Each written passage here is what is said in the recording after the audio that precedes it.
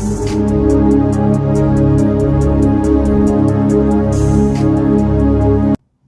ప్రభువును మన రక్షకుడు అయిన యేసుక్రీస్తు నామమున అందరికీ వందనాలు. దేవునికి స్తోత్రాలు. ఆశ్చర్యకరుడైన దేవుడు, అద్భుతకరుడైన దేవుడు, ఆలోచనకర్త అయిన ఆ దేవుడు మనలందరినీ ప్రేమించి మనకు అనుగ్రహించిన ఈ నూతన దినమును బట్టి సమస్త మహిమ ఘనత ప్రభావములు యేసయ్య ఒక్కరికే చెల్లునుగాక. ఆమేన్. ఆ దేవాది దేవుడు ఈ నూతన దినములో మనకు అనుగ్రహించిన దేవుని యొక్క వాగ్దానము, కృపావార్త. యోహాను సువార్త 8వ అధ్యాయము 12వ వచనం. మరలా యేసు, నేను లోకమునకు వెలుగును, నన్ను వెంబడించువాడు చీకటిలో నడవక జీవపు వెలుగు కలిగి ఇండునని వారితో చెప్పెను. దేవునికి స్తోత్రం కలుగునుగాక, దేవునికి మహిమ కలుగునుగాక. ప్రభునందు ప్రియమైన దైవ జనాంగమా, మన దేవుడు జీవపు వెలుగైన దేవుడు. దేవునికి స్తోత్రం.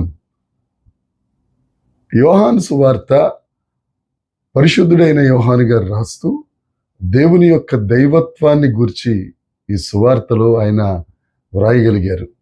మనకున్న 4 సువార్తలలో మత్తయి సువార్త యేసుక్రీస్తు ప్రభువును రాజుగా, మార్కు సువార్త యేసుక్రీస్తు ప్రభువుని సేవకునిగా, లూకా సువార్త యేసుక్రీస్తు ప్రభువులోని ఆ మానవత్వాన్ని ఎత్తి చూపిస్తూ వ్రాస్తే, పరిశుద్ధుడైన యోహాను గారు దేవుని యొక్క దైవత్వాన్ని గూర్చి మనకు తెలియజేశారు.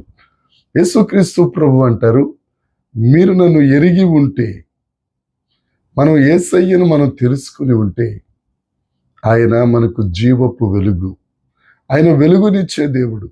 ఆయన మనం వెంబడించినట్లయితే ఆయన మనల్ని నడిపించే దేవుడు. ఒక వ్యక్తిని మనం ఎందుకు వెంబడిస్తామండి? ఆయన ముందుండి మనకు మార్గం చూపించి, ఆ మార్గము సుగమమే, ఆ మార్గం నీ జీవితాల్లో మంచిదే, ఈ మార్గంలో నడవండి అని మనకంటే ముందు నడుస్తూ ఆ మార్గం సరళం చేసేవాడిని కదా. అది యేసుక్రీస్తు ప్రభు ఒక్కరే. ఆయన అంటారు, మీరు నన్ను వెంబడిస్తే మీ జీవితాలలో జీవపు వెలుగు కలిగి ఉంటారు. చాలామంది రకరకాల వెలుగును చూస్తారు, కానీ నిత్య జీవపు వెలుగును ఎవరు చూడలేరు. గ్రీకు భాషలో జీవపు వెలుగు అని అంటే జీరో అని అర్థం. నిత్య జీవపు వెలుగు. చాలా వెలుగులు ఉంటాయి, కానీ నిత్య జీవాన్ని చూపించగలిగిన వెలుగు యేసుక్రీస్తు ప్రభు ఒక్కరే. ఆయనను మనం వెంబడించినట్లయితే ఆయన వెలుగు గనుక మనం కూడా వెలుగులో నడుస్తాం. తప్పు పనులు చేసే వారిని మనం వెంబడించామనుకోండి, వారు కూడా మనల్ని తప్పు పనిలోనికే తీసుకెళ్తారు. పాము ఉంది, త్రాచుపాము, దానికి వెలుగు పడదు, అది చీకటిలోనికి పారిపోతూ ఉంటుంది. అది చీకటి సంబంధి. మన దేవుడు వెలుగు సంబంధి. ఆయనను వెంబడించినట్లయితే మనం వెలుగులో నడుస్తాం. నిత్య జీవపు వెలుగులో మనము నడవగలుగుతాం. దేవునికి స్తోత్రం. ఒకడు చీకటిలో నుంచి వెలుగులోనికి రావాలంటే ఆ వెలుగు యొక్క ప్రాముఖ్యత ఏంటో మనకు తెలియాలి. ఈ లోకంలో ఉన్న వారందరూ చీకటి సంబంధులే, ఒక్క యేసుక్రీస్తు ప్రభువే.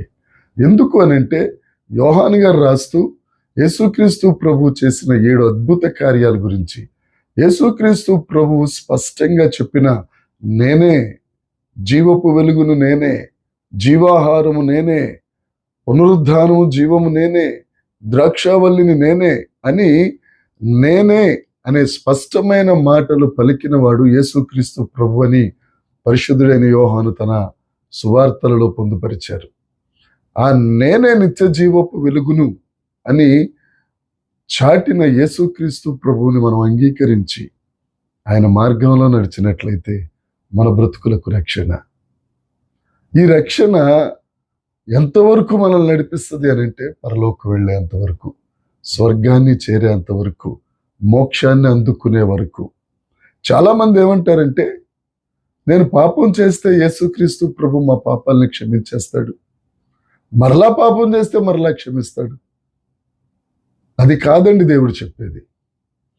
బయట ఎంత వెలుగున్నా నీ హృదయం వెలిగించబడితే అది యేసుక్రీస్తు ప్రభువు నింపిన వెలుగు. దేవుడు, నువ్వు పాపిగా ఉన్న తరువాత దేవుడు నిన్ను క్షమించిన నువ్వు పరలోకానికి వెళ్ళినా అక్కడ నువ్వు ఉండలేవు. ఎందుకంటే అది నిత్య జీవపు వెలుగుతో నింపబడిన స్థలం. నువ్వు ఇంకా చీకటి సంబంధివే గనుక నీ హృదయం వెలిగించబడకపోతే పరలోకంలో ఒక్క క్షణం ఉండలేవు. అక్కడి నుంచి దూకేస్తావో పారిపోయి వస్తావు, ఇక తర్వాత నీ ఇష్టం. నువ్వు పరలోకంలో ఉండాలి అని అంటే, ఆ నిత్య జీవములో, ఆ పరలోకపు ఆనందములో, ఆ స్వర్గ సుఖంలో నువ్వు ఉండాలి అని అంటే యేసుక్రీస్తు ప్రభువు చేత నీ హృదయము వెలిగించబడాలి. నీవు నిజమైన రక్షణలోనికి రావాలి. నీ బ్రతుకులో నిజమైన రక్షణ ఆనందం ఉండాలి. అది ఇచ్చేది యేసుక్రీస్తు ప్రభు ఒక్కరే. అది ఇవ్వటం కొరకే ఆయన మహిమను విడచి నశించిన దానిని వెదకి రక్షించుటకై ఈ లోకానికి వచ్చిన ఏకైక వెలుగు యేసుక్రీస్తు ప్రభు. ఆ వెలుగును నమ్ముకో, స్వర్గప్రాప్తి పొందుకో. ఒకవేళ నీకు ఈ మాటలు ఇబ్బందిగా ఉన్నా నిన్ను స్వర్గానికి తీసుకెళ్లే మార్గం, పరలోకానికి తీసుకెళ్లే మార్గం మాత్రం యేసుక్రీస్తు ప్రభు ఒక్కరే. తప్పక ఆ దేవుడు నిన్ను దర్శిస్తాడు. ఆ దేవుని దగ్గరికి నువ్వు వస్తే నిన్ను హక్కున చేర్చుకుంటాడు. నిన్ను తన భుజముల మీద ఎక్కించుకుని ఊరేగిస్తాడు. విజయోత్సాహంతో ఊరేగిస్తాడు. ఆ గొప్ప దేవుని దగ్గరికి వద్దాం. మన బ్రతుకులను మార్చుకుందాం. ఈ లోకంలో మహా ఉంటే 70 సంవత్సరాలు, అధిక బలం ఉన్న ఎడల 80. ఇక ఆ తరువాత, మరణం తరువాత జీవితం నువ్వు యేసయ్యతో ఉండాలి, వెలుగులో ఉండాలి అని అంటే నిశ్చయముగా యేసుక్రీస్తు ప్రభువును నమ్ముకోవాల్సిందే. ప్రియ తమ్ముడు, ప్రియ చెల్లి, ప్రియ అన్న, ఈ యేసయ్య మాటలు నమ్ము. యేసయ్యను రక్షకునిగా అంగీకరించు. నీ బ్రతుకు ఆశీర్వదించబడునుగాక. ఆమేన్. ప్రార్థన చేసుకుందాం. పరలోకమందున్న మా తండ్రి, పరిశుద్ధుడా, కృప కలిగిన దేవా, జీవము కలిగిన యేసయ్యా, నీకు స్తోత్రాలు చెల్లిస్తున్నాం. దేవా, నీ రక్షణ కొరకై మీరు చెప్పిన ప్రతి మాటను బట్టి నీకు స్తోత్రాలు చెల్లిస్తున్నాం. ప్రభువా, కృప చూపించండి. ప్రతి ఒక్కరూ నీ నిత్య సంకల్పంలోనికి రాగలిగినట్లు నీ కృప అనుగ్రహించి మీరే మహిమ పొందుమని యేసుక్రీస్తు నామమున ప్రార్థించి అడిగి వేడుకొనుచున్నాం తండ్రి. ఆమేన్. దేవుని కృప మనందరికి తోడై ఉండునుగాక. ఆమేన్, ఆమేన్, ఆమేన్.